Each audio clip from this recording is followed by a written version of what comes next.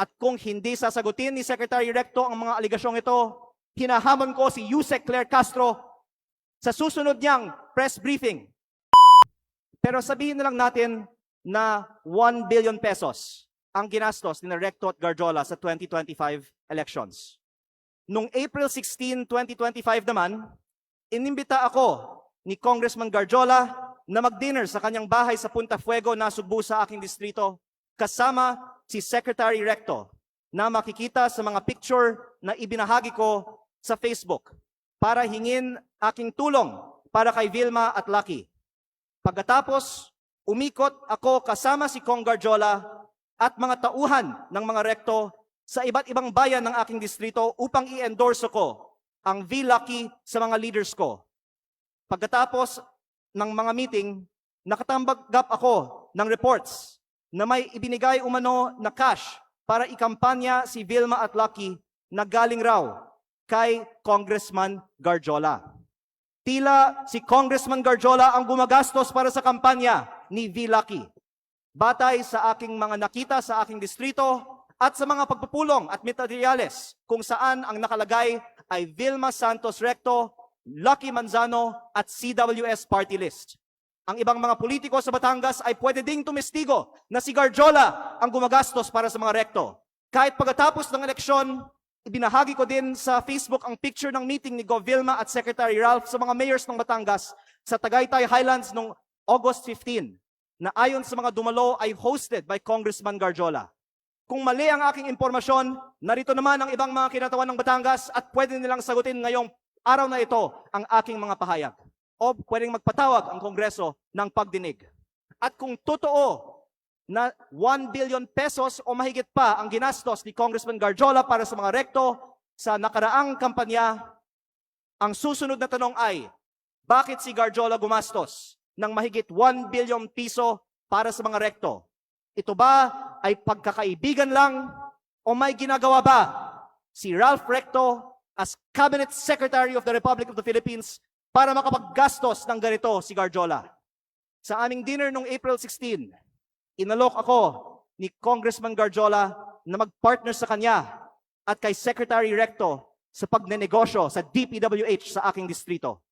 Sa sistema raw na ginagawa nila noon pa sa Lipa at sa ibang mga bayan. Tukuyin ang mga lugar para sa mga road opening ng DPWH. Sabihan ko daw sila pag meron akong mga nakita para makasama sila sa bilihan ng lupa. Kayang tumulong daw sa pagpondo ng mga proyekto ng DPWH si Secretary Recto dahil siya ay nasa kabinete at si Kong Garjola din ay malakas daw sa DPWH at maaaring siya na ang bahala sa kontraktor. Sa ibang pagkakataon, ipinagmamalaki din sa akin mismo ni Secretary Recto na bago niya pinopondohan sa DPWH ang mga bypass roads sa Lipa, kinokondisyon pa niya sa mga may-ari ng lupang dadaanan na magbigay sa kanya ng parte ng lupa sa mababang presyo. At iba't ibang mga tao ay nagkwento din sa akin na gawain ni Recto ito. Kung lehitimo man ito, mabuti at maging transparent si Secretary Recto sa kanyang yaman. At kung ang ginagastos ni Kong Garjola para sa kampanya nila ay may kaugnayan sa pagiging kontraktor ni Garjola sa Batangas.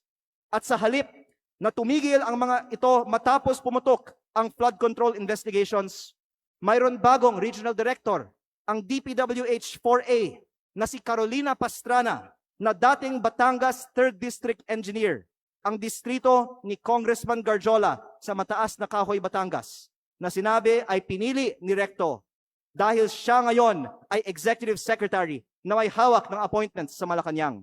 Siguro naman hindi ito alam ni Pangulong Marcos, kaya inilalahad ko din ito ngayon sa Kongreso para makita ng lahat ang koneksyon ni Recto at ni Garjola at ang epekto nito para sa buong bansa. Tatalakayin ko pa sa ibang pagkakataon ang mga anomalya sa DPWH sa Batangas. Nalulungkot ako para kay Secretary Recto at Governor Vilma Santos dahil matagal na silang nasa politika na may mga pangalang inaalagaan. At ngayon pa lalabas ang mga isyong ito. Pero mas nalulungkot ako para sa Batangas at sa ating bayan dahil sa mga ginagawa ng mga pinakamataas na opisyal gamit ang pera ng bayan. Lalo kung hindi man lang tutugunan ang mga aligasyong ito at kung hindi inaaprubahan ang pagbaba ng VAT at mga buwis sa langis o ibinibigay ang ayuda para sa lahat na nabanggit ko na sa mga nakaraang pagkakataon.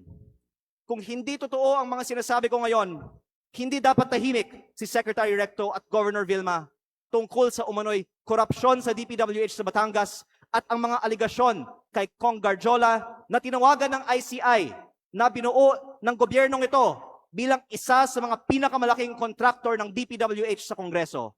Mabuti kung ipaliwanag nila kung totoo bang malaki ang ginastos ni Garjola para sa kanilang kampanya at ano ang kapalit at kung si Garjola ay kaibigan lang ba o funder din. At kung hindi sasagutin ni Secretary Recto ang mga aligasyong ito, hinahamon ko si Yusek Claire Castro sa susunod niyang press briefing na sagutin kung tama ba na may ganitong aligasyon kay Executive Secretary Recto, bakit hindi pa sinasalang si Secretary Recto sa Commission on Appointments at kung ayaw din ba nilang buksan ang mga detalye ng dalawang kasong plunder ni ES Recto sa Ombudsman. Mabuti ding magpaliwanag si Yusek Castro kung bakit ba talaga natanggal sa pwesto si Executive Secretary Lucas Bersamin nang walang paliwanag at ipinalit isang respetadong dating Chief Justice ng Supreme Court sa isang taong ngayong may dalawang kasong plunder sa Ombudsman. Panghuli, hindi lingid sa atin na binomba ang kotse ni dating Batangas Governor Armand Sanchez. Mapanganib ang politika sa Batangas kapag malaking tao ang inyong binabangga. Kaya kung ito man ang aking huling pagkakataon, nais kong dagdagan, hindi lang DPWH ang posibleng pagkukunan ng pondo ni Recto at Garjola. Dahil ayon sa mga politiko sa iba't ibang mga bayan ng Batangas, ang nasa likod ng STL operator ng Batangas, Refresh Gaming, ay si Recto at Garjola, na ang isang humaharap para sa kanila ay si San Juan Vice Mayor Anthony Marasigan, kahit na iba ang mga tao sa GIS ng kumpanya.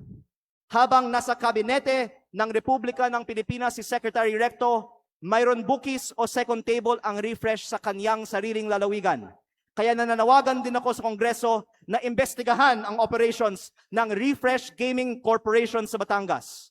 Ang mga politiko sa Batangas ay maaaring tumestigo na dahil si Governor Vilma Santos ay nasa Kapitolyo, si Executive Secretary Ralph Recto sa Malacanang, at suportado sila ni Congressman Garjola, kompleto ang makinarya para gawing negosyo ang Batangas. Kaya baka hindi lang 1 bilyon ang nagastos na ni Garjola para sa mga Recto. Maraming salamat po.